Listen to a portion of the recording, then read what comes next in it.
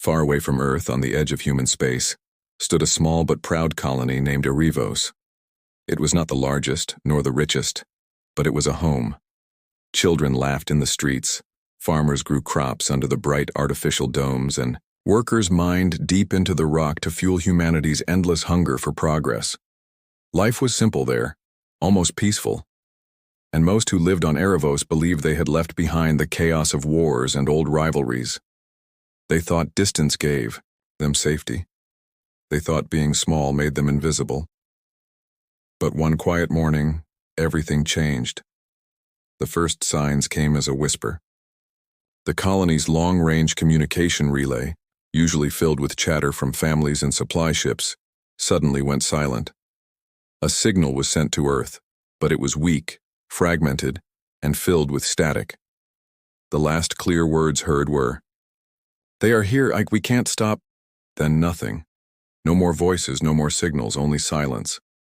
At first, Earth's Central Command dismissed it as a technical fault. Colonies often faced problems with solar storms, broken satellites, or failing transmitters. But the silence stretched from hours into days, and worry turned into fear. Families tried calling their loved ones. Merchants sent ships to trade. None received an answer. It was as if Erebos had vanished from the stars. When the first rescue fleet arrived, they expected chaos, maybe riots, maybe systems failure, maybe a disease outbreak. What they found was worse. The sky above the colony was filled with wreckage. Human ships, civilian transports, mining craft, even defense corvettes, floated in pieces, twisted and scorched. The colony domes were shattered, their glass-like structures melted into black rivers. Fires burned where homes once stood. The land itself looked wounded, as if a storm of energy had torn through everything in its path. And worst of all, there were no survivors. Not one child. Not one farmer. Not one soldier. Erebos was gone. The rescue team searched for days. They scanned the ruins, hoping to find someone hiding underground. They found only shadows and dust. The silence of Erebos was louder than any scream. Then, on the fourth day, they found something. In the rubble of the colony's command center, buried, beneath steel and rock, they uncovered a half-broken recorder. When they repaired it, the truth came alive in flickering images. The recording showed alien ships descending from orbit, massive spiked vessels with glowing cores, weapons flashing like storms. Their fire tore through human defenses in seconds. Civilians ran, children screamed, but the aliens showed no mercy. They destroyed every dome, every ship, every soul. The last image burned into memory was of a woman clutching her child, looking up at the sky as the world around her exploded into fire. Then static. Then blackness.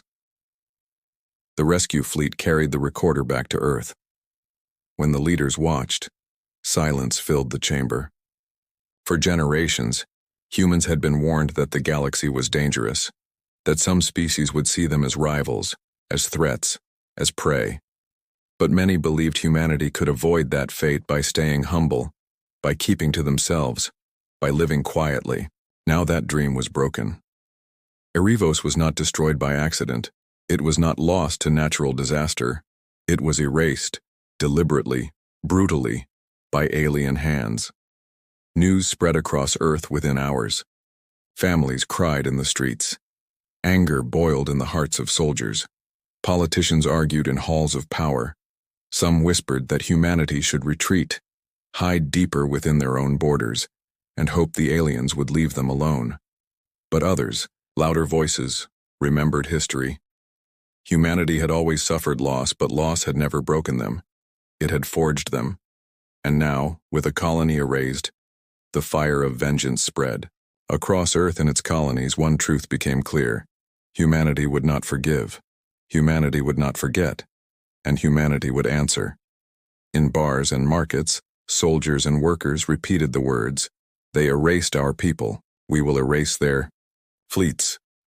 On factory floors, workers built weapons faster, their hands trembling not with fear but with fury. In hidden shipyards, long-dormant warships awakened as engineers fueled their cores. Generals met in secret chambers, their eyes cold, their voices steady. The aliens thought humanity weak. They thought a small colony would be forgotten. But they had made one fatal mistake. They had awakened something the galaxy had never seen in full: human rage. Far above Earth, in the orbiting fortress stations, the first warships began to rise. Black hulls glistened under starlight. Cannons hummed as power flowed into them. These were not patrol craft, not fragile colony escorts. These were ships built for a war that humanity had hoped would never come. They had names carved into their steel: Retribution, Vengeance, Firestorm, Iron Will. Each name carried the weight of history. Each ship was a promise. Meanwhile, whispers reached other species in the galaxy. Some laughed at the tragedy, saying humans were reckless to spread into space. Others dismissed it as a small event. But a few, the ones who understood the human spirit, grew uneasy. They knew humanity's history of wars. They knew that when humans lost what they loved, they did not surrender. They did not kneel. They fought, harder than anyone, fiercer than anyone. And when they fought, they changed the world around them. The galaxy had seen nothing yet. The image of the child on Erebos, clutching their mother as the sky burned, spread across every human channel. It became the symbol of the colony's fall. People hung the image in their homes, painted it on walls, carried it in their hearts. It was not just grief. It was fuel, a message, a spark. Humanity would rise. And when they rose, nothing could stop them. That night, in the darkness of space, as the first fleets gathered, a single broadcast echoed from Earth across all human channels. Erebos has fallen, but humanity stands. We are coming. The words spread faster than light, carried by anger, by sorrow, by determination. Every pilot, every soldier, every worker knew the truth. This was no longer about survival. This was about vengeance, about justice, about fire. And somewhere in the depths of the stars, the aliens who had erased Erebos felt no fear yet. They celebrated their victory.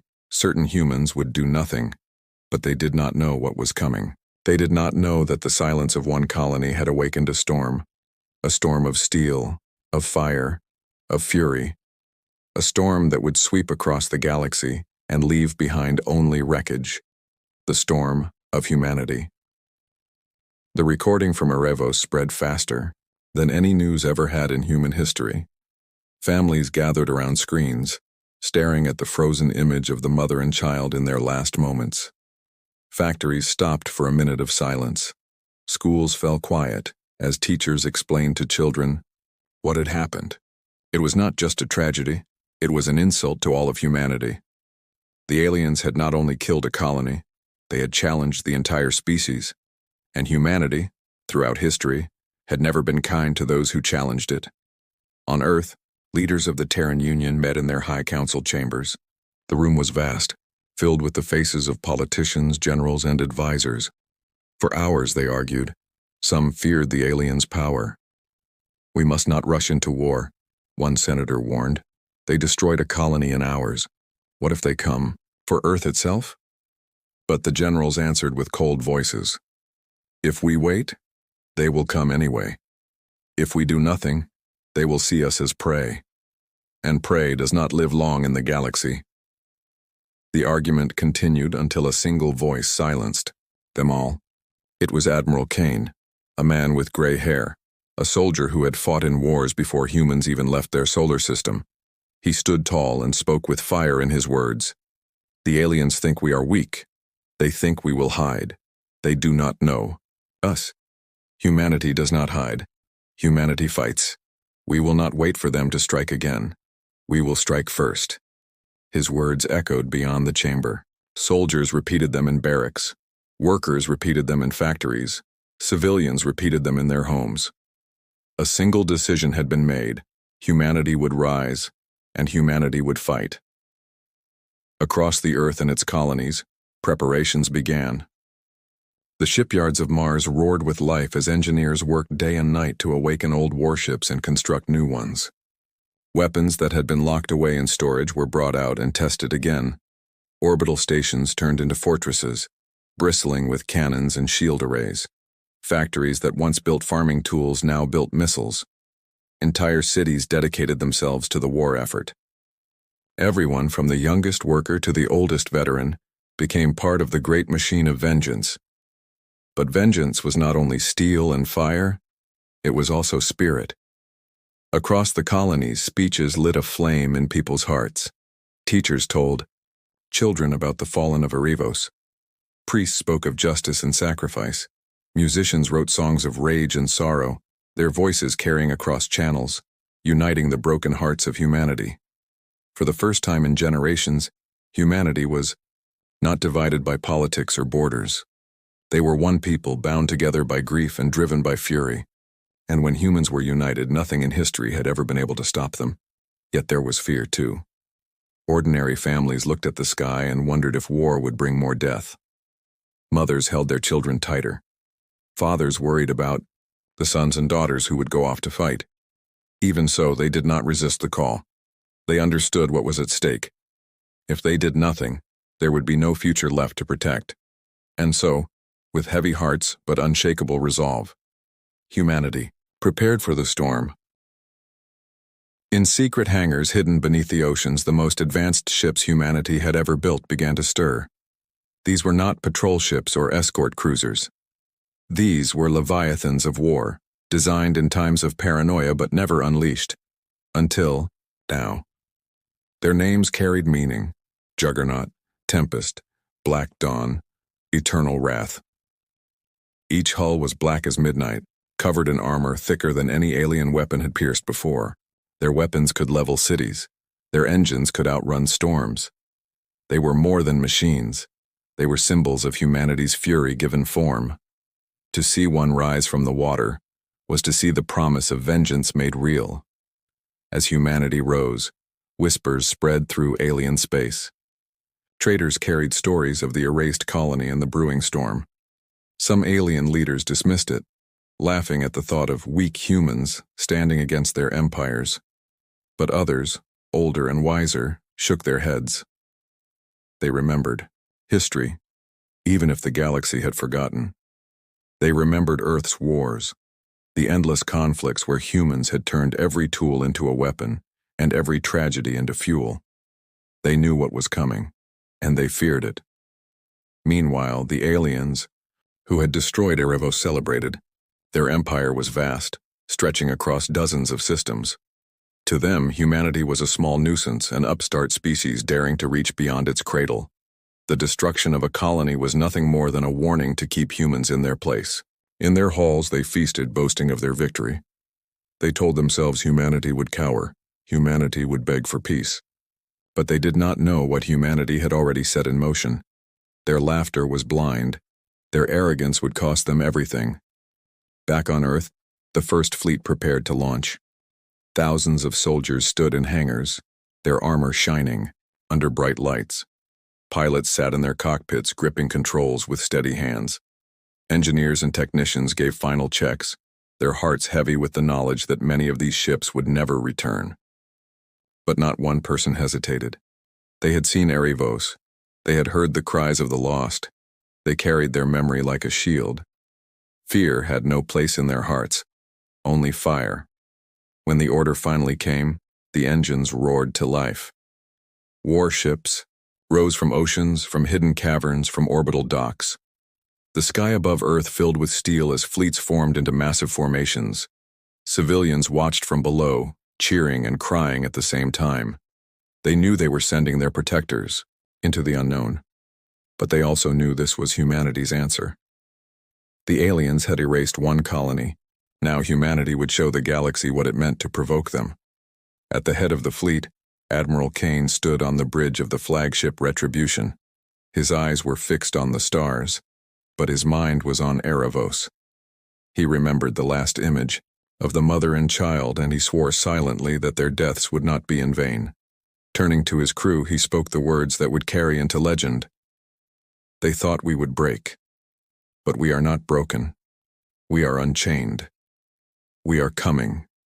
The bye, crew answered with a single voice, for Erebos. The cry echoed through the fleet, repeated in ship after ship until it became the anthem of war. It was more than a battle cry. It was a promise. And as the fleet burned its engines and moved into the dark, the galaxy trembled without knowing why. Somewhere the aliens celebrated their easy victory. But far away a storm was rising. A storm of steel, of fire, and of fury. The rising fury of humanity. And soon, it would fall upon them. The Terran fleet did not move quietly. Thousands of engines lit the void, leaving behind rivers of fire across the darkness. The galaxy had seen fleets before, but nothing like this. Every ship in formation moved with precision as if they were one body, one mind, one will. Their destination was not a mystery. Scouts had reported an alien fleet moving near a human outpost, perhaps preparing to erase yet another colony. Humanity had no intention of letting that happen. This time, they would not be victims. This time, they would be the hunters. The outpost of Kareth was small, barely defended, but it held something vital. Families who had fled Erebos before the attack. They had been living quietly, hoping the aliens would not notice them. But the aliens noticed everything. When their fleet entered the system, the skies turned dark. Giant warships, their hulls covered in jagged spikes, hung like vultures above the outpost. Their weapons charged and the countdown to destruction began. The people of Kareth had nowhere to run. They sent a desperate signal, one last plea. Please, do not let us become another Erebos. That was when the void itself split open. Out of hyperspace, the Terran fleet arrived. Ship after ship burst into real space, their black hulls gleaming, their names shining like banners of war. Retribution, Firestorm, Iron Will, Black Dawn. The humans did not waste words. They did not send warnings. They did not demand surrender. They came with one purpose, to fight. The alien commander laughed when he saw them. To his eyes, humans were still young, still weak. His fleet outnumbered them 2-1. His weapons had already erased one colony, and he believed they could erase another. He ordered his ships forward, confident this battle would be quick. But as the first human salvos lit the sky, his confidence shattered. The Retribution fired. First, its rail cannons unleashed projectiles at near light speed, slamming into the alien flagship. Shields that had resisted countless battles flickered and shattered in a single blow.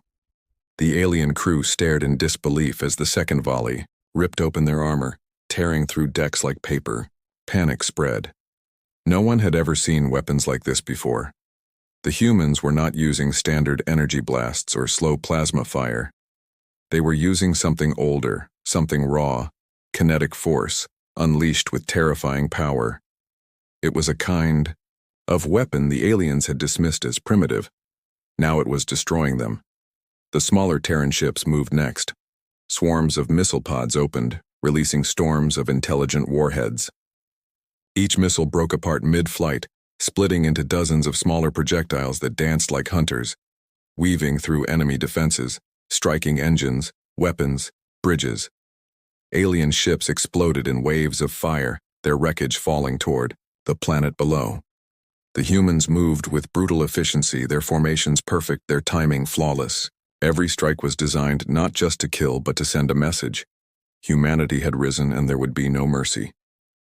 The civilians of Kareth watched from the surface, their eyes wide with fear and awe. They had expected to die.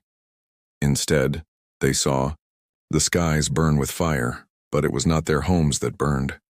It was the invaders. Children pointed at the streaks of light as Terran fighters screamed across the heavens, ripping apart enemy bombers. Parents cried, holding their families close, whispering, "We are saved." For the first time since Erebos, hope returned. But the battle was not one-sided. The alien fleet was vast, and their weapons were fierce. Great beams of plasma cut through the void, slamming into human shields. Entire sections of smaller Terran ships were torn away, leaving debris scattered in orbit. The aliens were brutal, desperate, and filled with rage at the resistance they had not expected. One by one, human ships fell. Each loss carried the memory of Erebos, and each loss only fueled the fury of those who remained. On the bridge of the Iron Will, Captain Rourke barked orders as his ship took heavy fire.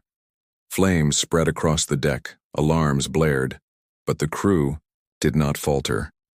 With calm voices, they redirected power, returned fire, and drove their burning ship straight into the heart of the alien formation.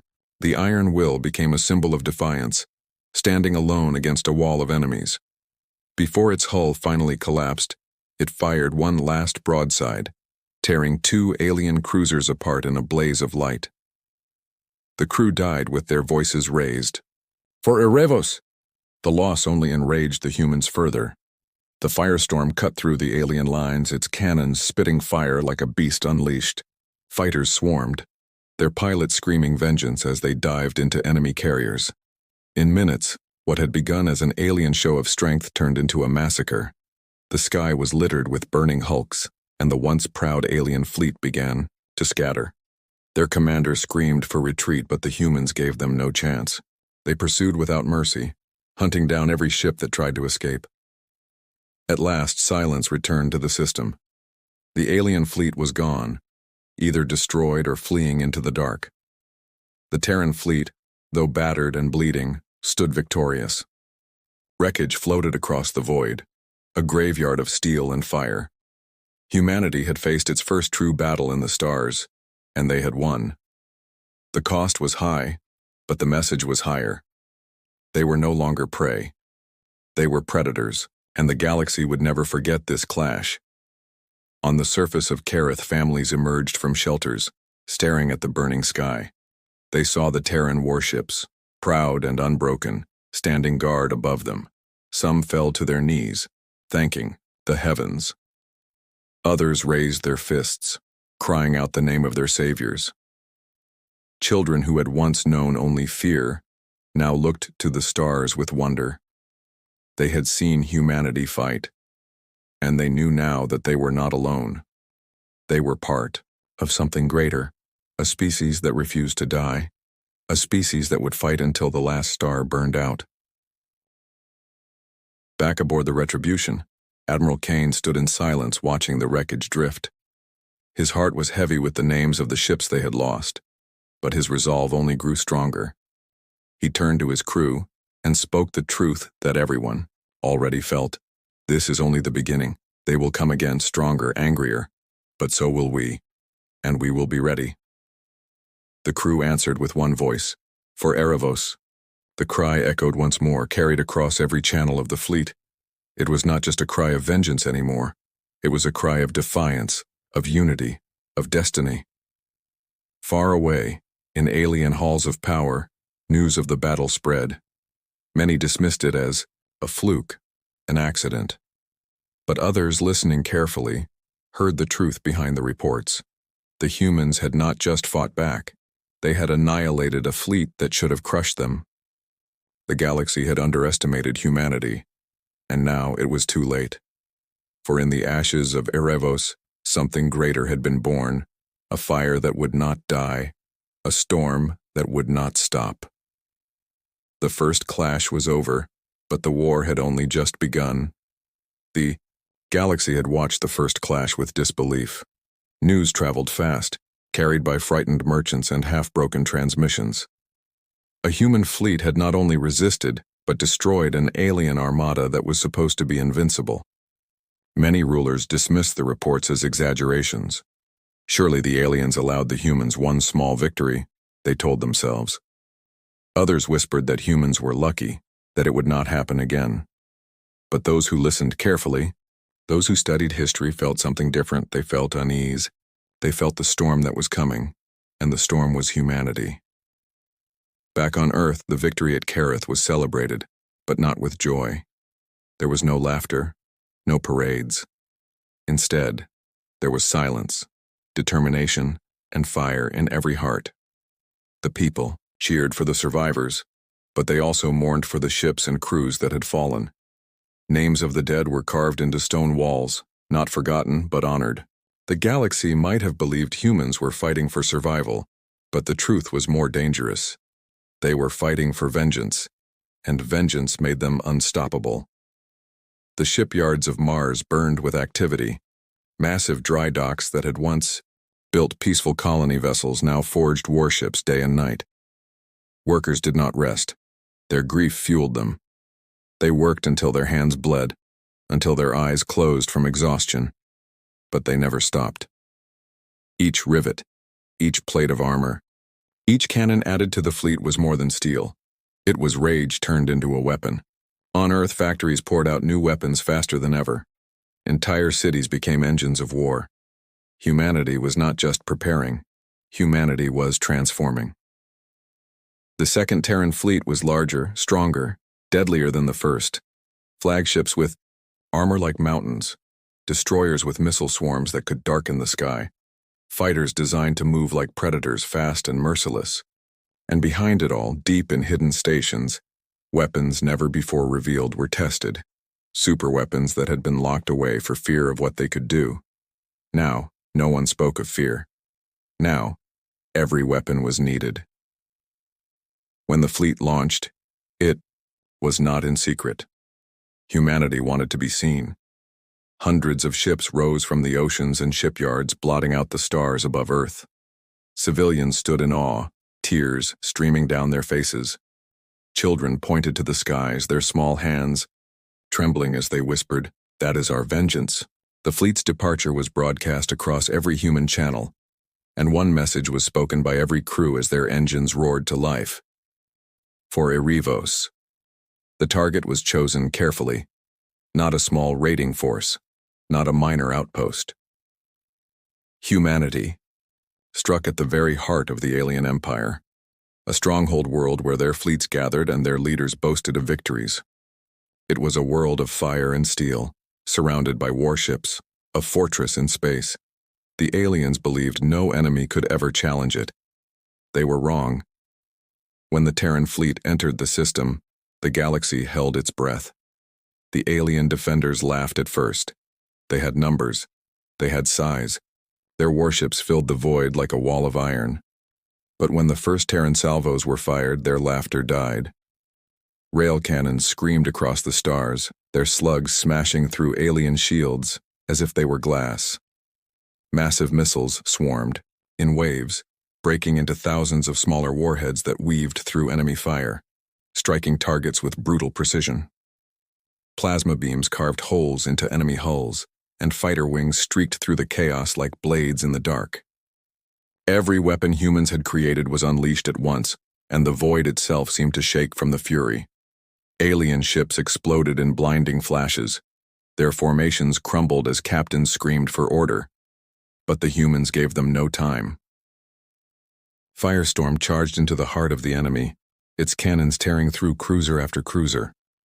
The Black Dawn turned entire squadrons into burning wreckage with its missile storms, and the flagship Retribution led the charge, its guns roaring like thunder, smashing through the alien command ship in a single merciless strike. From the planet's surface, alien leaders watched in horror as their defenses crumbled. Their proud fleets, once symbols of dominance, now burned across the heavens. Their generals screamed for reinforcements, but there was no time. Humanity had come like a storm, and nothing could stop it. The aliens had believed that by erasing a human colony they had shown strength. But they had only revealed their greatest mistake.